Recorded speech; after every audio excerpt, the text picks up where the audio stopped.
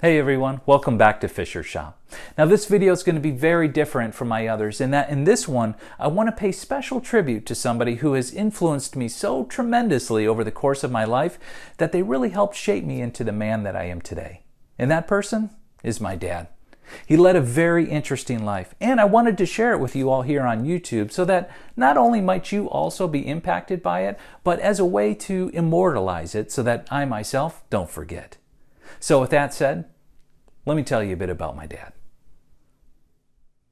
Growing up, my dad was a special agent for the FBI. He specialized in foreign counterintelligence and espionage, so, as you'd guess, there were many cool and fascinating stories that he could share about chasing spies, using false identities and meeting with bad guys, and all sorts of other exciting things that seemed like they could be made into a Hollywood movie. And after a full day's work, my dad would find it relaxing to unwind and build something in his little basement woodshop.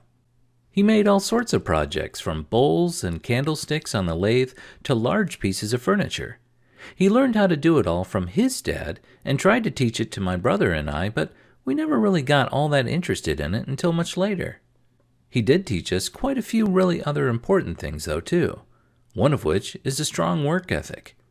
I can't begin to tell you how much wood I had to split as a kid. Plus, there always seemed to be a project around the house that he'd have us working on or to help him with. Not only was this a great father-son time, but it really taught us the DIY mentality, in that we could do it ourselves if we just applied ourselves and figured it out. This is known as getting into deep tapioca. Oh, baby, that was too much. But I think the big reason why we always did all the work was because my dad was too cheap to hire any of it out, which was a good thing. We ended up learning a little bit of all sorts of skills, from wiring, remodeling, deck building, and even building on additions to the house. And all that was great, but I think one of the most important things he taught us was the value of spending time together as a family. He'd play and wrestle with us as kids. We'd go on outdoor adventures together. We'd build things together. But most importantly, he demonstrated to us what it looks like to be a faithful and loving husband to my mom, but also a faithful and obedient follower of Jesus Christ. It wasn't always that way, though. Early on in their marriage, faith wasn't all that important to my dad. It wasn't until later, when my mom signed up for a Bible study and ended up becoming a Christian, that my dad expressed any interest at all. Naturally, being an FBI agent, he was skeptical about this Christianity thing and thoroughly investigated it. Well, he was overwhelmed by the evidence, and he became all in for the Lord. This eventually led him to teaching Sunday school, which led to Bible studies, and then that led to short-term missions trips, and eventually full-time missionary work. Everywhere was his mission field, whether he was in the orphanages in the Ukraine or whether he was just going to the FBI office downtown. Any chance he had to share the gospel message, he'd do it, whether it was with neighbors or friends or family, co-workers, or even complete and random strangers. See, my dad had a compassion and an empathy for other people like I have never seen before. Despite his own discomfort and limitations, he would go out of his way to make sure that you heard the good news of the gospel truth. See, when my dad was 48 years old, just 1 year older than my current age now, he was diagnosed with Parkinson's disease. And over the next 28 years, that disease would slowly progress through his body, taking away more and more abilities from him. Despite having to live a life at a slower pace, he still made it his mission to operate a Christian hospitality house in Vicenza, Italy for the U.S. Armed Forces. And there, he befriended countless soldiers and led many of them to the Lord. Now, as the years went on and the disease progressed, my dad found himself staying closer to home. But even with his mobility being restricted, he still found ways to get out onto the golf course and to witness to those people that he would play with. He'd even use Parkinson's as an icebreaker, and he would explain to the listener that it's just a nuisance, not a problem. A real problem is not knowing where you're going to go when you die. Now that's a problem. I was always amazed at how my father never once complained about having the disease. Not once. In fact, he actually viewed it as a blessing.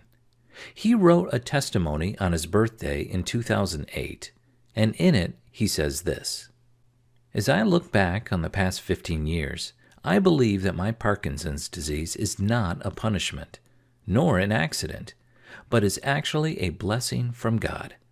Had I not been afflicted, my life's experiences would have no doubt been much more shallow.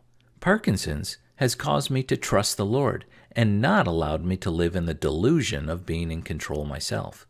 Instead of having the attitude of, 'Why me?' I try to say, 'Why not me?' Since my diagnosis of Parkinson's, our marriage relationship greatly improved as we grew much more appreciative of one another, and my relationship with my sons and my grandkids are closer and sweeter. This was a result of the change in my value system and my priorities. What had previously been important to me has changed. Instead of making an effort to be in control, I find myself much more willing to reevaluate my priorities and to listen to others. I am keenly aware of my past selfishness, and I am so much more aware of the godly character of my wife Kathy and our sons. I can honestly say that life has been greatly enhanced because of Parkinson's disease." In his final days, the disease had progressed so much that he could no longer speak or walk. But as a family, we'd gather around his bedside and watch old home videos, most of which he filmed himself, reminisce about family vacations that he took us on, tell jokes, and just laugh. On July 13th, 2022, my father quietly slipped away and went home to be with the Lord. He was 77 years old. I'm happy that I could be there for him, but I am so much more happy that I know he's walking with Jesus now. And it's because of my dad's witness to me that I can be certain I'll see him again in heaven. My last words to my father were, "I'll see you later, Dad. And if I don't, I'll see you later." And I know for certain that I will. And you can know for certain too if you choose to. We had a wonderful memorial service for my dad, and it was even streamed on YouTube for out-of-town family and friends. My dad touched the lives of so many people around the world, and many of them couldn't make it into town to attend, so this gave them the opportunity to hear even more about what he'd done, as well as relive some of the moments that they encountered him. I've heard from many folks that the memorial service was life-changing for them, so I highly recommend that you watch it. You'll hear some amazing stories from others, laugh at childhood stories of ours, and you even get to see me become a blubbering mess and have to get rescued by my mom. I'll have the link to the memorial in the video description below. Well, I hope you've enjoyed that tribute to my dad, and I hope you found his story as inspiring as I do. If you still have your dad, tell him you love him. And if you are a dad, know that your kids are watching you, and you can have such a huge impact on their lives. Like I said before, I'm going to leave the link to my dad's memorial service down in the video description below in case you wanted to check it out. It really was powerful. Hey, thanks so much for watching. I really appreciate it. Take care, and we'll see you next time.